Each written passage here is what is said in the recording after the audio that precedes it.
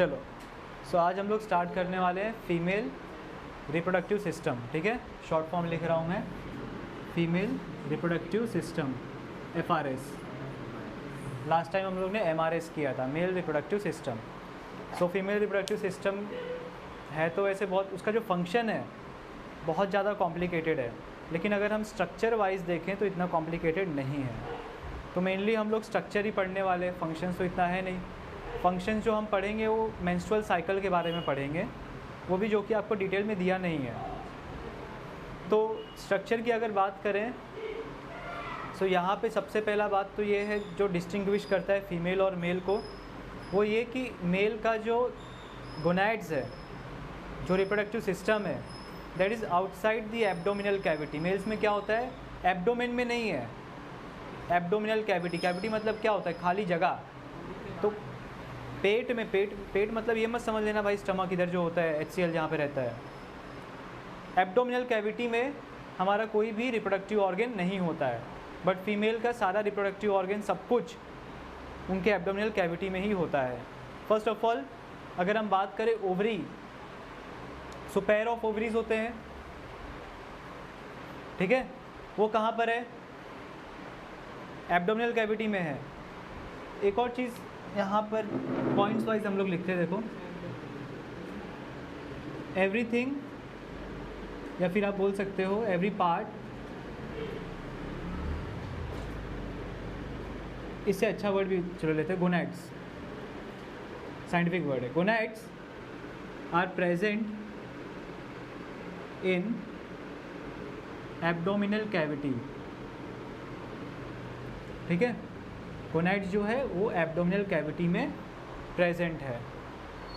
और यहाँ पे पेयरिंग की अगर हम लोग बात करें, मेल्स में I think पीनस was only organ which was not paired, और बाकी सब पेयर्ड थे।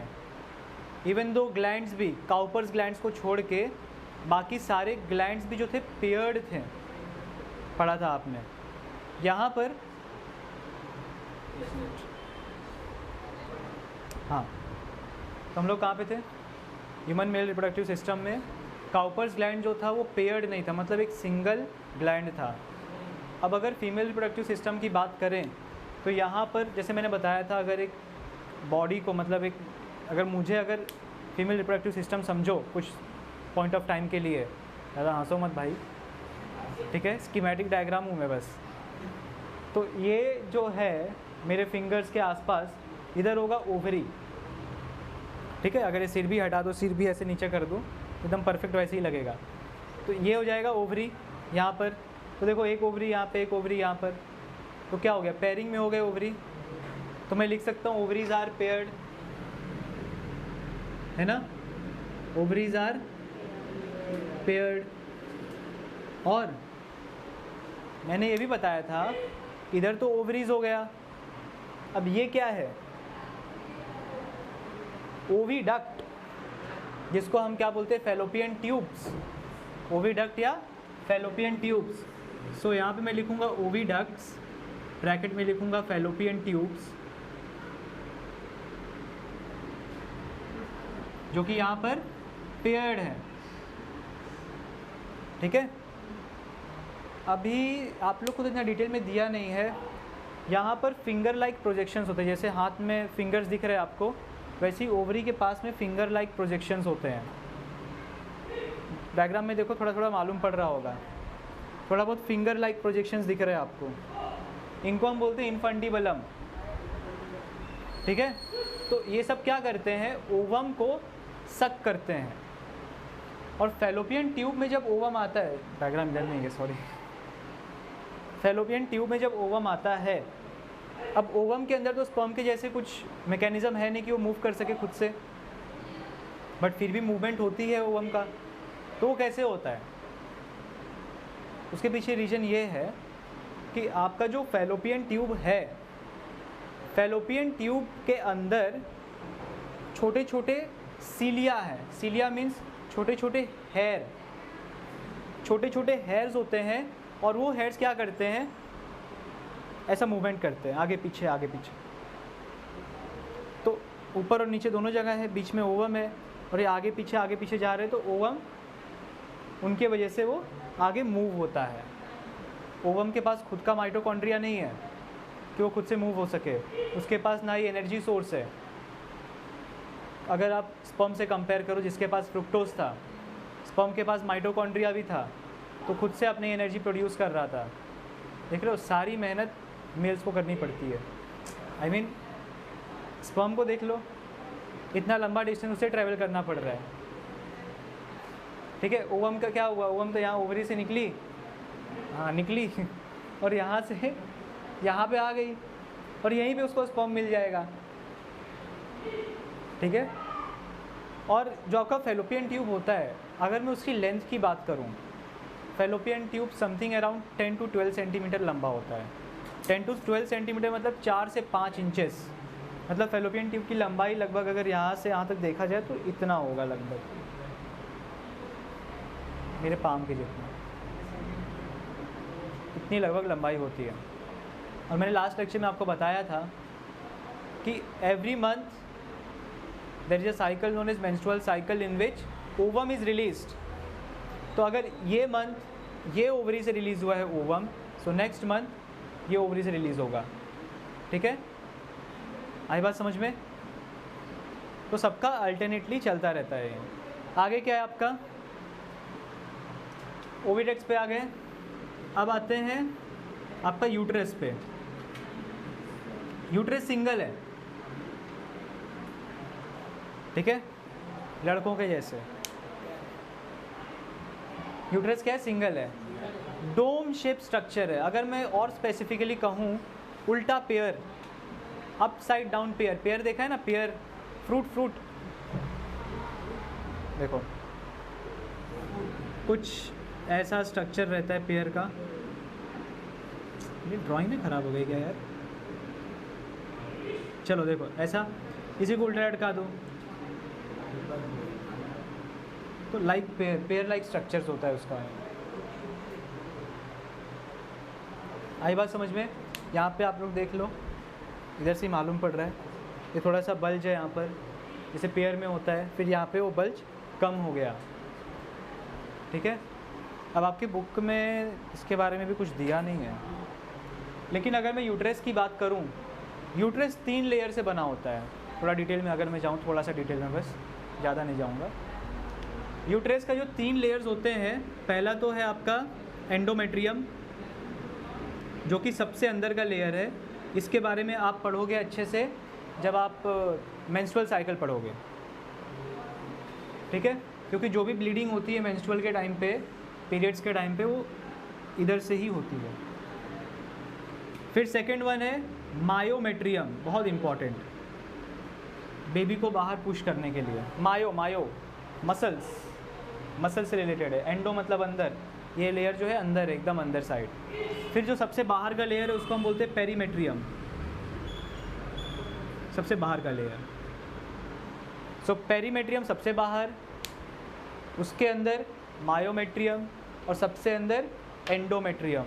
एंडोमेट्रियम में सारे आपके ब्लड वेसल्स होते हैं, ठीक है, और डिटेल में हम देखेंगे मेंस्ट्रुअल साइकिल में। अब जब 9 मंथ्स कंप्लीट हो जाते हैं बेबी का, तो यहाँ पर मायोमेट्रियम में ना कॉन्ट्रैक्शन होता है।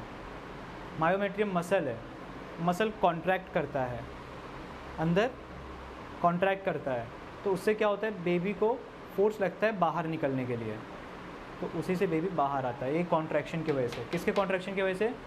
मायोमेट्रियम के कॉन्ट्रैक्शन की वजह से।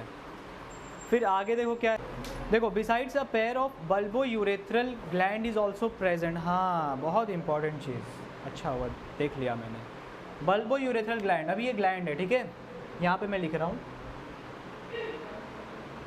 क्या नाम है इस ग्लैंड का? Bulbo urethral.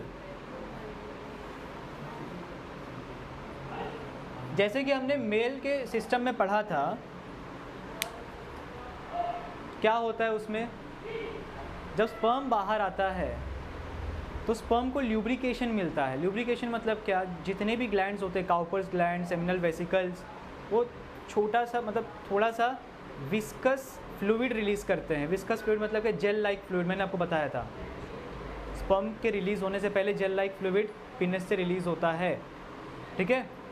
सो वो क्यों रिलीज़ होता है, मैंने आपको बताया था। एक तो मीडियम को अल्कलिन बनाना, एसिडिक को बेसिक करना, अल्कलिन, क्योंकि स्पर्म जो है एसिडिक नेचर में ज़िंदा नहीं रह सकता।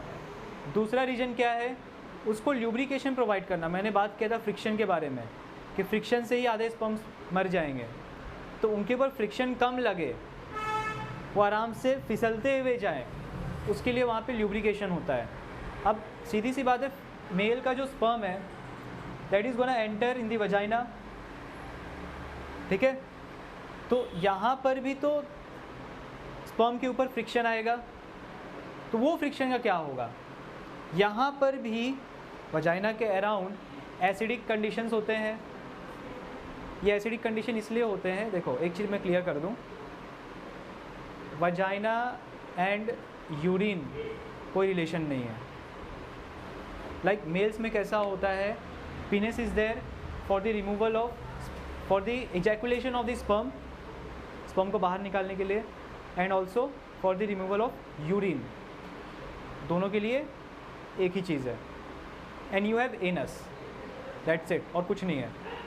फीमेल के केस में क्या होता है, they have vagina, then they have urethral meatus, मतलब जहाँ से यूरिन पास होता है, सिंपल वर्ड्स में कहूँ तो, then anus। तो यूरिन पास होने का अपना अलग रूट है, एंड वजाइना का एक अलग रूट है। तो यहाँ पर बैक्टीरियल इन्फेक्शन ना हो, इसलिए यहाँ पे थोड़ा सा एसिडिक नेचर रहता है इन्फेक्शन से बचने के लिए। लेकिन जब when female is involve in population, उस टाइम पे बॉडी नोज कि स्पर्म की एंट्री होगी या हो सकती है, ठीक है। तो उस टाइम पे बॉडी का जो बल्बो यूरेथ्रल ग्लैंड है वो एक्टिव हो जाएगा और ये सीक्रेशंस रिलीज़ करेगा। जैसे मेल्स में मैंने आपको बताया था विस्कस फ्लूइड निकलता है, थोड़ा सा जेल टाइप का, सेम फीमेल्स में भी आएगा। क्यों, ताकि वो वजाइना का जो रूट है उसको वो अल्कलिन मीडियम बना सके, एसिडिक ना रहे वो, और स्पर्म के लिए ल्यूब्रिकेशन कर सके वो चीज़। आई बात समझ में। और देखो क्या दिया है यहाँ पे, generally every month an ovum is released in abdominal cavity alternately from each ovary. मैंने बता दिया ऑल्टरनेट करके निकलता है, इस महीने इस ओवरी से निकला तो नेक्स्ट मंथ राइट ओवरी से निकलेगा। Free end of oviduct is funnel like, बताया था ना इनफंडिबलम ऐसा ऐसा खुला हुआ है, वो फनल जैसा शेप होता है उसका। An opening is present at the centre of it, oocyte enters the oviduct through that opening। Opening रहेगी तभी तो अंदर आएगा ना, मैंने बताया था ना सक करता है वो अपने अंदर, तो ओपनिंग होगा तभी तो सक करेगा ना अंदर। वैक्यूम क्लीनर है उसके अंदर ओपनिंग ही नहीं है, तो काई का वैक्यूम क्लीनर, उसके अंदर कचरे कहाँ से, मतलब जो डस्ट पार्टिकल्स है वो कैसे सक होंगे। देखो oocyte enters the oviduct through that opening, cilia are present on inner surface of oviduct। मैंने भी बता दिया cilia प्रेजेंट होता है। This cilia push the oocyte towards the uterus। समझ में आया, ये सब मैंने डिस्कस कर दिया है। तो यहाँ पर आपका जो फीमेल रिप्रोडक्टिव सिस्टम है वो एंड होता है, और इसको आप नोट डाउन कर सकते हो अगर चाहिए तो।